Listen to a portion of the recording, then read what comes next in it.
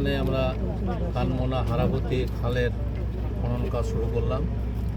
এখানে আপনারা সকলে জানেন মাননীয় প্রধানমন্ত্রী অনেকগুলো বিষয়কে অগ্রাধিকার হিসেবে নিয়ে এসেছেন, যেগুলো মানুষের মঙ্গলের জন্য, বিশেষত গ্রামীণ অর্থনীতিকে সচল রাখা, সাধারণ মানুষ যারা নিম্ন আয়ের মানুষ তাদেরকে কিভাবে তাদের কাছে অর্থ পৌঁছানো যায়, এই ধারণা থেকেই উনি অনেকগুলো কর্মসূচি নিয়েছেন। ফ্যামিলি কার্ড, কৃষি কার্ড, মসজিদের ইমাম মুয়াজ্জিন সাহেব থেকে শুরু করে ধর্মীয় প্রতিষ্ঠানের তাদেরকে বেতন ভাতা, এরপরে খাল খনন, বৃক্ষরোপণ কর্মসূচি।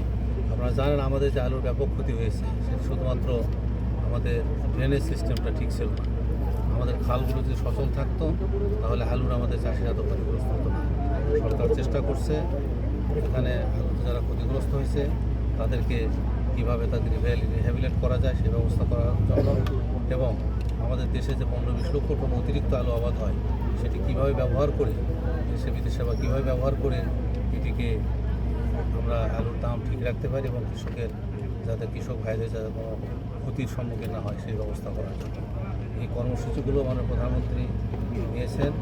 এবং উনি প্রতিটি বিষয় আপনারা দেখছেন আজকে সারা বিশ্বে জ্বালানি তেলের যে সংকট যুদ্ধের কারণে আজকে এখন পর্যন্ত বাংলাদেশে জ্বালানির দাম বাড়ানো হয় নাই, এবং এটিকে এখন পর্যন্ত এটি আমাদের আওতায় আছে এবং আমাদের এখন পর্যন্ত যে জ্বালানি আমাদের আছে এই জ্বালানিতে আমরা আরও বেশ কিছুদিন আমরা চলতে পারবো এবং পাইপলাইনে যা আছে আমরা ইনশাল্লাহ সম্পূর্ণ হব না। তো আপনাদের সাংবাদিক ভাইদের কাছে আমার অনুরোধ, আপনারা ব্যাপকভাবে একটা জিনিস প্রচার করেন। সব জায়গাতেই তেল হোর্ডিং করছে, আপনারা পেপারে দেখছেন, গোয়াল ঘরে, তারপর তার চাতালে বিভিন্ন জায়গায় তারা তেল নিয়ে নিয়ে মাটির নিচে পুঁতে রাখতেছে। এই জিনিসটা যেন না হয়। তেলের সরবরাহ স্বাভাবিক আছে, কিন্তু যদি এই তেল অবৈধভাবে মজুদের একটা এই অবচেষ্টা না থাকলে আমাদের এই সংকট থাকতো না।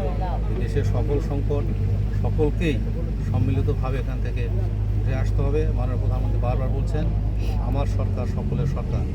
আমার সরকারে সকলে ধর্ম, বর্ণ, দল, মত নির্বিশেষে সকলের উপরে আমাদের সরকারের দায়িত্ব আছে। সকলের কল্যাণে আমরা কাজ করছি।